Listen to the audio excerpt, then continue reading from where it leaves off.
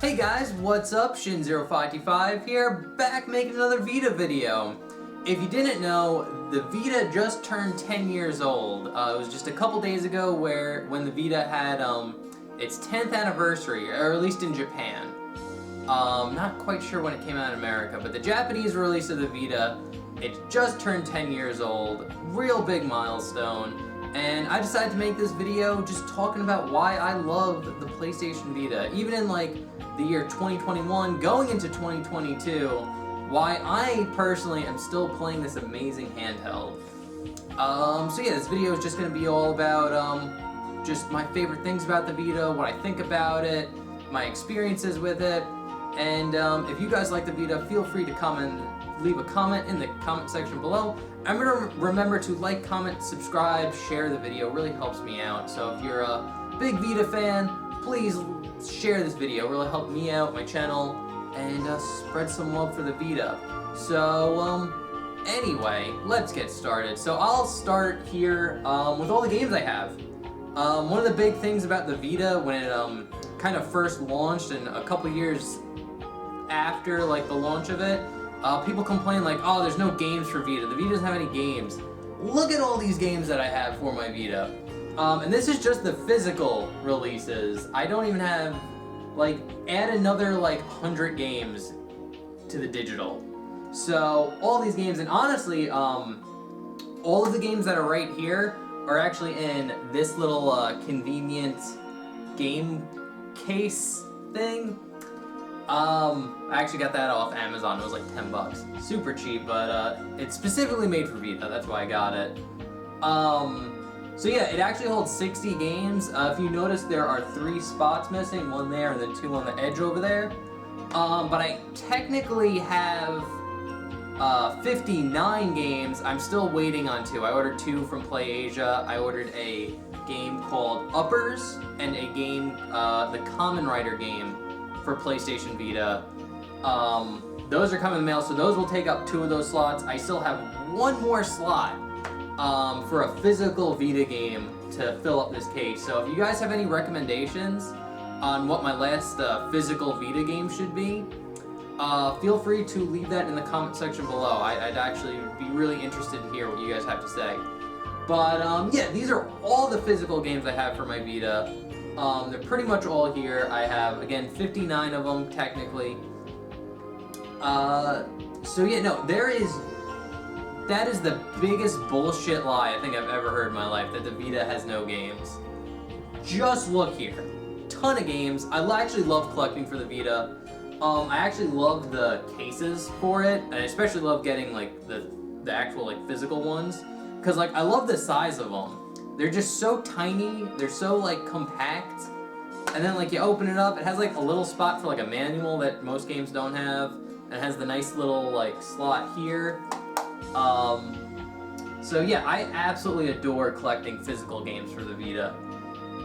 And, here's my Vita right here. I actually only own 1 Vita. I know a lot of Vita collectors own multiple. I still just have my original. I was one of the early adopters for my PlayStation Vita. I got, I didn't get it day 1, but I got it year 1. I got it in 2012 as a high school graduation gift. So, like, I finished high school, 12th grade, done, and what I really wanted for graduation was a Vita. And I got one. And one of the games that, because I remember it had to be released. I don't know, did I get it on release day? I forgot like when it came out in America, but I remember the Vita coming out, and I really wanted it just so I could play Gravity Rush. And I was blown away with how good Gravity Rush was on the Vita. Like, blown away, and that a handheld could like play a game of that caliber, that well, and still be on the handheld, and I could take it anywhere. It was amazing. And then from that moment on, I absolutely love my Vita. So again, I was one of the early adopters. I have the fat one with the better screen. I know the Vita Slims are slimmer and actually have a slightly less better screen than the OG Vita. But I adore it. I still play my Vita today, 10 years later. Basically, I've played, I'm actually playing Valkyria Revolution right now. Super fun game. Fun story is I actually got that on PlayStation 4 a while ago, like when it first came out. And I played the PlayStation 4 version a little bit, and kind of just dropped it off, didn't really catch my interest. It wasn't until I started playing it on the Vita that I actually like fell in love with that game. It was so good. And especially playing on a Vita, it's like a quick, like the missions are real quick, like 10, 20 minute, like really great for like sit down play sessions. So it's like honestly like a perfect game for Vita. So if you haven't played Valkyria Revolution, definitely get that on, think about picking that up. While you still can, while the store is up. I know Sony's doing their best to kill the Vita in whatever way they can. But still, while you still can, download Valkyria Revolution. Very good game. So yeah, no, I was an early adopter. I loved it. I played it all the time. And honestly, this is what I really want to talk about in this video, is like the Vita is a perfect console for me personally and for gamers like myself. So I don't think the Vita is particularly for everybody, so I wouldn't recommend getting a PlayStation Vita to like a normal person, especially now in like 2021 going on to 2022. But if you are a gamer like me, and you can see here with all like the posters that I have, I got Radiata Story, Final Fantasy VIII, The Bouncer, Skies of Arcadia. I grew up in like that PlayStation 1, PlayStation 2 kind of era of games where like I've played a lot of like JRPGs, I've played a lot of like the platforming games for PlayStation 2, I've played a lot of like Metal Gear Solid. Like those games are really important to me as just a gamer and just as a person. Like those are the games that like I played and I absolutely love and adore.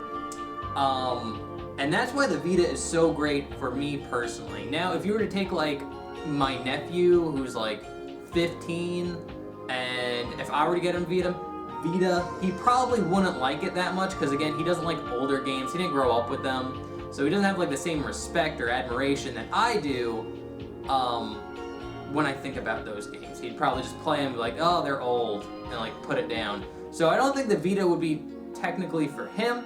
But if you're a gamer like me, again, growing up in the PlayStation 1, PlayStation 2 type era of gaming, those are the games that you really like and you really adore, the Vita is perfect for you.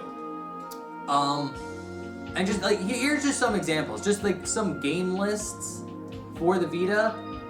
You can play Final Fantasy 1 through 10-2 on Vita. So you can play a version of Final Fantasy 1, 2, 3, 4, 5, all the way up to 10. Or actually all the way up to 10-2 on the Vita. And you only need one cartridge too. So you can download all like the PlayStation 1 versions of like Final Fantasy 1, 2, 5, 6, 7, 8, 9. You get the PSP versions of Final Fantasy 3 and 4. And then you can get the actual cartridge of Final Fantasy X and X-2. All on Vita. So again, if you're a Final Fantasy gamer, you literally have decades worth of Final Fantasy games on this little handheld. And same thing with Metal Gear Solid. If you're a big Metal Gear Solid fan, you could play Metal Gear Solid to get the PlayStation 1 game on your Vita. You can get the VR mission PlayStation 1 disc. You could get Metal Gear Solid 2 and 3. And Metal Gear Solid 3 has the Metal Gear games on the Super Nintendo or Nintendo system in it. So you're technically getting like 5 games in that one game. So yeah, that's all on Vita. If you want to play the Sly Cooper games, you can play all 4 of them. Those are on Vita. You get Sly 1, 2, 3, and Sly 4 Thieves in Time. Jak and Daxter, I'm a huge Jak and Daxter fan. And on the Vita, you can play Jak 1, 2, and 3, and Daxter, and Jak and Daxter The Lost Frontier. All on your Vita. Best like the only Jak game you can't play is Jak X Combat Racing. That's amazing. Same thing with like Ratchet and Clank, God of War, You get God of War 1 and 2 on Vita, Ratchet and Clank 1, 2, and 3 on Vita, and the PSP games, like I think it's Up Your Arsenal, also playable on Vita, and Secret Agent Clank. So again, if you grew up as like a PlayStation 1, PlayStation 2 gamer, there is no reason for you to not have a PlayStation Vita. It has all the major titles for them. And honestly, it's just so perfect for me, especially me, because like, again, I love all those games that I just mentioned, and like, I play them still to this day.